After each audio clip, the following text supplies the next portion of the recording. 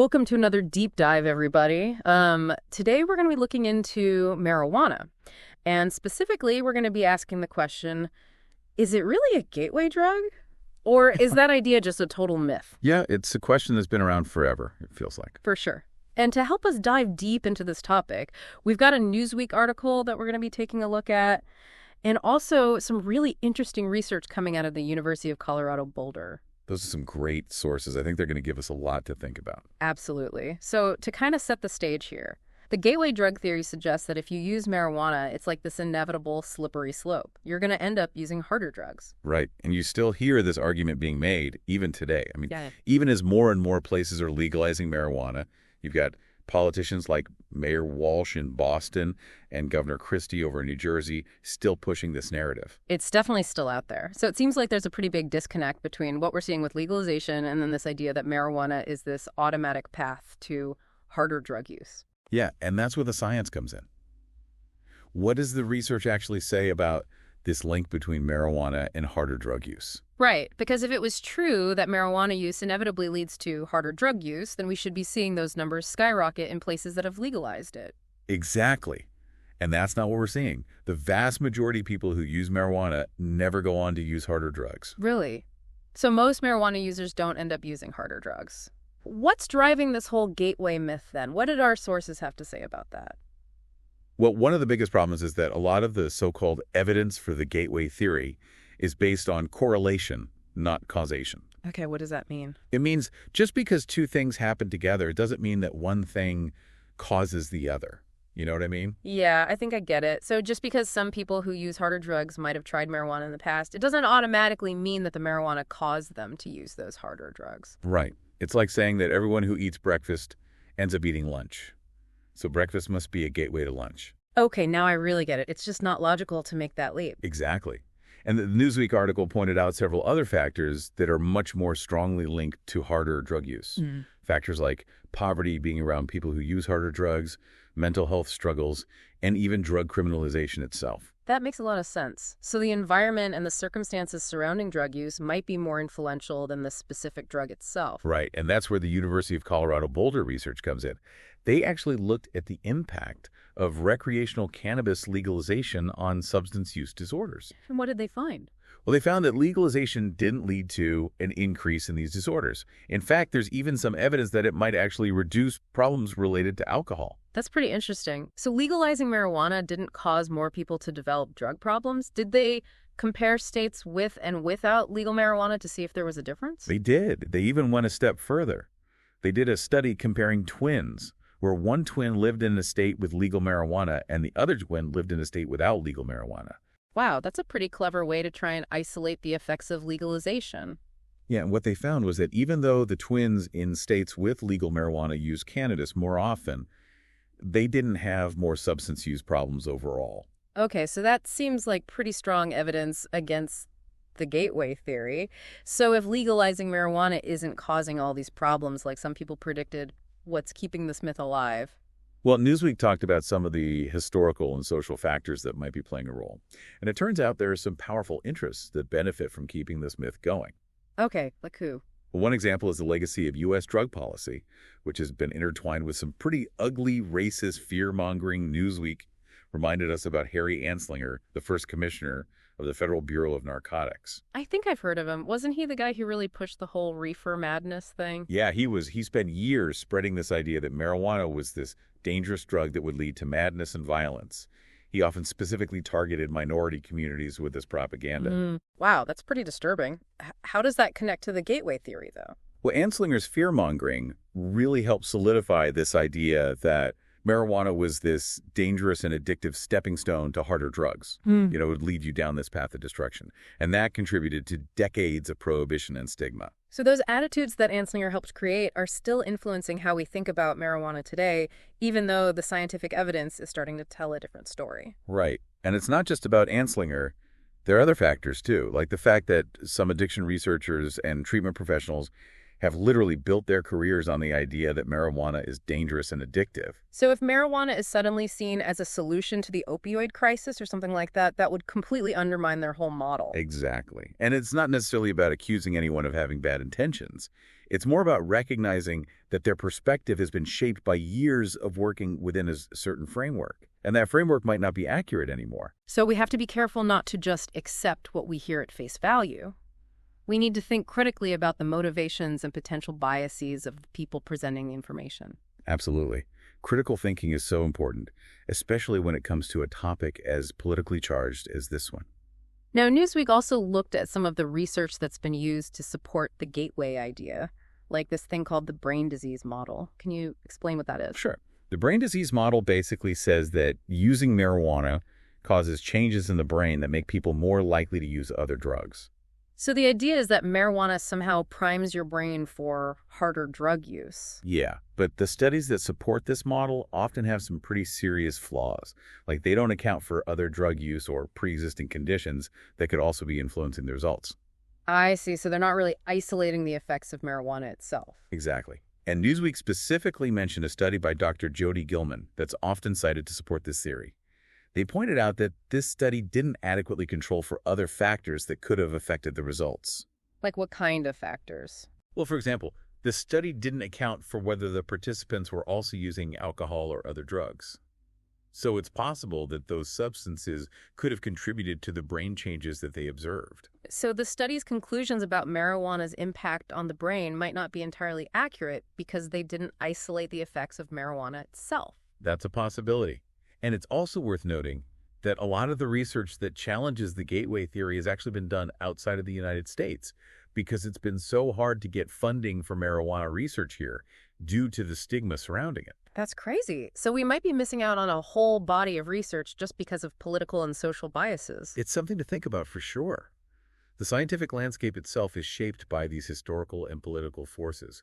So it's important to keep that context in mind when we're trying to understand the research. Okay, so we've talked about the correlation versus causation issue. We've looked at the historical and social context, and we've even started to question some of the research that's been used to support the gateway theory. But let's shift gears a bit now and talk about one of the biggest concerns people have about marijuana legalization. Oh, you mean the idea that legalizing marijuana will lead to a bunch of teenagers getting high? Exactly. That seems to be one of the biggest fears. But is there any evidence to support that fear? Actually, the research suggests that's not the case. Studies from both the U.S. and other countries have found that legalization doesn't lead to increased marijuana use among young people. Really? That's interesting. Newsweek mentioned a study that compared Amsterdam, where marijuana is decriminalized, to San Francisco, where it was still criminalized at the time. And they found that decriminalization didn't actually lead to an increase in marijuana use. Right, and the University of Colorado research also supports this idea that legalization doesn't automatically equal more teenagers using marijuana. So we've debunked the correlation versus causation fallacy. We've explored the historical and social context, and we've even addressed concerns about youth use. But there's another side to this story, a perspective that kind of flips the whole gateway idea on its head. You're talking about the idea that marijuana might actually be a gateway out of addiction, particularly when it comes to opioids. Exactly. And that's what we're going to dive into after the break. Welcome back. All right, so before the break, you were just about to tell us how marijuana might actually be a gateway out of addiction, especially when it comes to opioids. I'm still kind of wrapping my head around that idea. Yeah, it definitely challenges the traditional way of thinking about marijuana. Both the Newsweek article and that University of Colorado research touch on this possibility. Okay, so walk me through this. How could marijuana possibly help someone who's struggling with an opioid addiction? Well, one of the biggest challenges with opioid addiction is the withdrawal process. It can be absolutely brutal, and those awful withdrawal symptoms are one of the main reasons why people relapse. But there's some evidence that marijuana can actually help to reduce those withdrawal symptoms, kind of make it a little bit easier to get through. So if you can make the withdrawal process less horrible, people might be more likely to stick with it and actually get off opioids. That makes sense. But is there any evidence that marijuana can actually help people stay off opioids in the long run? Yeah, actually, there is. Newsweek pointed out that in states where marijuana has been legalized, opioid overdose deaths have actually gone down. Now, we can't say for sure that this is a direct cause and effect relationship, but it's a pretty striking correlation. So is the idea that people are substituting marijuana for opioids? Like they're using marijuana to manage their pain or their cravings instead of turning to opioids? That could be part of it. Marijuana can definitely help with pain management, which is one of the main reasons why people start using opioids in the first place. It can also help reduce anxiety and improve sleep, which are often major issues for people who are trying to recover from addiction. So it's not just about swapping one drug for another. It's about addressing those underlying issues that might be driving the opioid use in the first place. Right. And it's important to remember that marijuana is way less addictive than opioids. It also doesn't carry the same risk of overdose or death. Yeah, that's a really important point. But some people might still be concerned about the idea of substituting one drug for another. Wouldn't that just be trading one addiction for another? It's a valid concern, Yeah. but the data doesn't seem to support that idea. Newsweek mentioned that crime rates have actually gone down in states that have legalized marijuana, which goes against that fear that legalization would lead to all these social problems. That is pretty interesting. It seems like a lot of those fears about marijuana haven't actually panned out. But if marijuana is so promising as a potential treatment for opioid addiction, why aren't more people talking about it? Why aren't we seeing more research and clinical trials? That's the million-dollar question. Mm-hmm. And I think part of the answer goes back to that historical stigma we were talking about earlier. It's been really tough to get funding for marijuana research here in the U.S. So we're kind of playing catch-up now in terms of understanding its potential therapeutic benefits. And like you said earlier, some addiction researchers and treatment centers have really staked their reputations on this idea that marijuana is a dangerous gateway drug. If marijuana suddenly becomes a key part of solving the opioid crisis, it would totally disrupt their whole worldview. Right. Their entire model would be turned upside down. Mm-hmm. It's not that they're necessarily bad people or anything. It's just that it can be really hard to let go of those deeply held beliefs, even when the evidence starts to point in a different direction. It's like that saying, it's hard to convince someone of something when their salary depends on them not believing it. Exactly. And there are definitely some powerful interests that benefit from keeping things the way they are. But as more and more research emerges that shows the potential benefits of marijuana, it's getting harder to ignore. It really does seem like there's a paradigm shift happening. The tide is turning. This research could be absolutely revolutionary. But I have to ask, is this all just wishful thinking? Are we getting ahead of ourselves here? Well, it's definitely not a magic bullet. Opioid addiction is a complex issue. There's no easy solution, but we need to be open to new possibilities. We have to follow the evidence wherever it leads. I totally agree. This whole deep dive has really shown how important it is to question those assumptions and really dig deeper into these complicated issues. And we can't forget that the University of Colorado research, while it's encouraging, it's just one piece of the puzzle. We need more research to really understand the impact of legalization and all the potential therapeutic uses of marijuana. It's all about approaching this topic with a balanced perspective, recognizing both the potential benefits and the risks. You're right. We don't want to just swing from one extreme to the other. It's about looking at all the evidence. And this conversation is definitely far from over. As more states legalize marijuana and as more research becomes available, we're going to learn a lot more. Absolutely. It's a constantly evolving landscape. And it's up to each of us to stay informed and engaged with this issue, to really think critically about the evidence and not let fear or prejudice cloud our judgment. Well said. Okay, so I think we're ready for our final thought for this episode, something to really leave our listeners pondering. All right. Well, this deep dive has really challenged that traditional gateway drug narrative. So I'll leave you with this question. What if instead of being a gateway to harder drugs, marijuana could actually be a gateway to a more holistic understanding of addiction and recovery? What if it could help us break free from all the stigma and shame that have surrounded substance use for so long?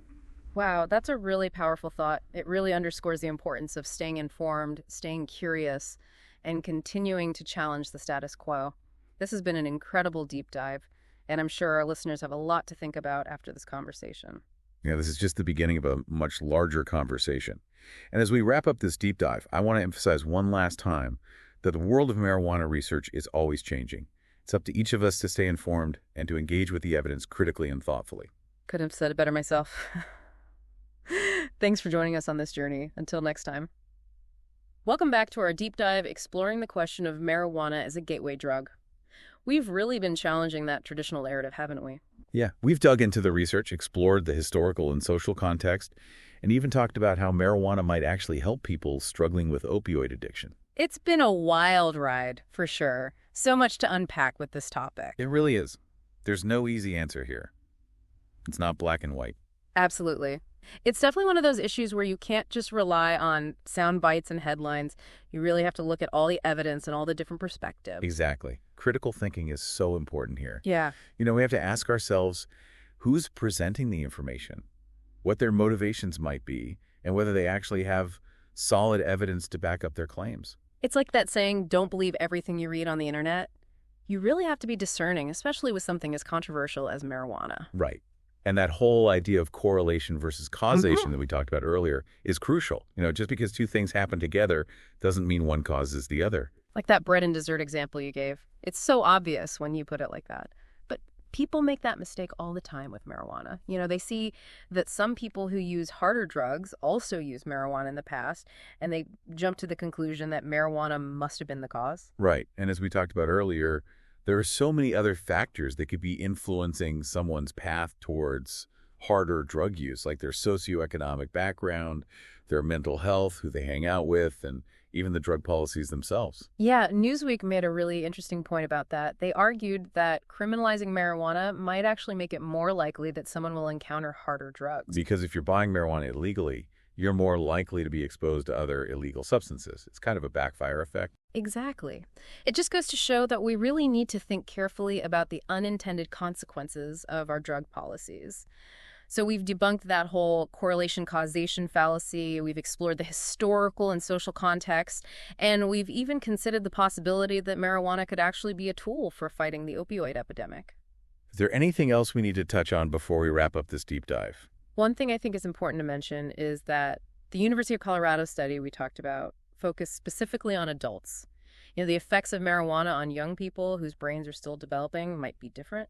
That's a great point. While the research doesn't seem to show that legalization leads to more teenagers using marijuana, it's still so important for parents and educators to talk to young people about the potential risks of drug use. Absolutely. Those conversations need to happen, and they need to be based on facts, not fear-mongering. We have to give young people accurate information so they can make informed decisions about their own health and well-being. Couldn't agree more. Well, I think it's safe to say that this deep dive has really challenged that traditional marijuana as a gateway drug narrative. The evidence is definitely mixed, and there's still a lot we don't know. Right. But what we do know is that this issue deserves a much more nuanced and open-minded approach. We need to move beyond those simplistic sound bites and really engage in thoughtful, evidence-based discussions about marijuana. And ultimately, it's about empowering people to make their own choices. Give them the information they need and trust them to make the best decisions for themselves. Absolutely. Knowledge is power. And hopefully this deep dive has given our listeners a little more knowledge to help them navigate this complex and ever-changing issue. I think it has.